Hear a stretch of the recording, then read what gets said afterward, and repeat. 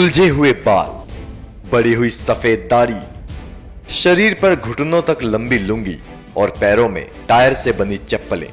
मध्य प्रदेश के बैतूल जिले के गांवों में घूम घूम कर पौधे लगाते और पानी देते शख्स को देखकर अंदाजा लगाना मुश्किल है कि ये आईआईटी दिल्ली के पूर्व प्रोफेसर आलोक सागर हैं, जिनके छात्रों में रिजर्व बैंक के पूर्व गवर्नर रघुराम राजन भी शामिल हैं। 68 साल के आलोक सागर पिछले करीब 26 सालों से बैतूल जिला मुख्यालय से 70 किलोमीटर दूर आदिवासी गांव कोचामऊ में रहकर समाज सेवा कर रहे हैं।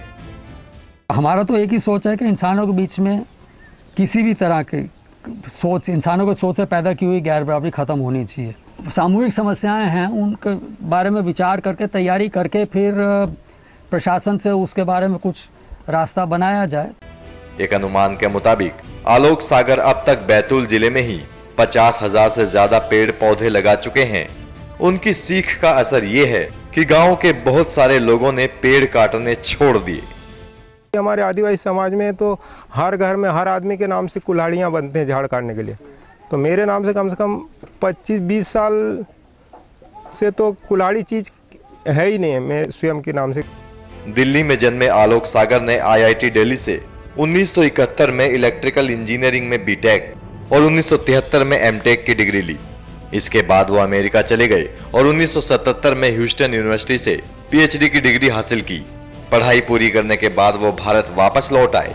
1980 के दौरान आईआईटी दिल्ली में पढ़ाने का काम किया, लेकिन 1982 में उन्होंने आईआईटी दिल्ली से इस्तीफा दे दिया और समाज सेवा में जुट गए। धीरे धीरे एक सोच बना के मुझे ज़िंदगी में कैसे चलना है और वो किस तरीके से चलना है, और वो तलाश करते करते यहाँ पहुँचा।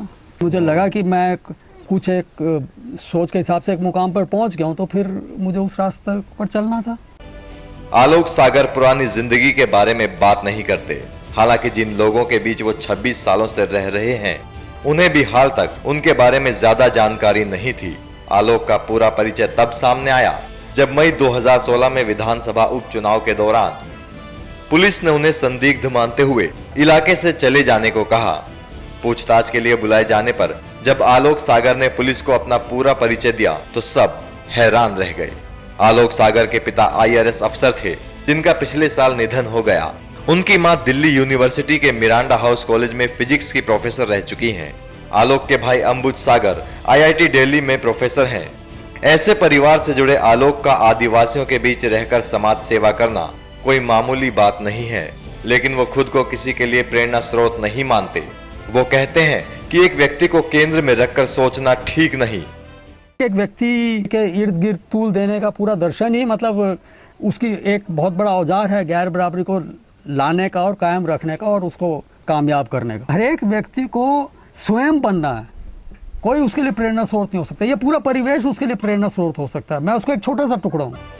बहरहाल ये तो आने वाले वक्त में ही पता चलेगा कि आलोक सागर से कितने लोग प्रेरणा लेते हैं, लेकिन फिलहाल आलोक सागर तो अपने जीवन से संतुष्ट नजर आते हैं। एनएमएफ न्यूज की रिपोर्ट।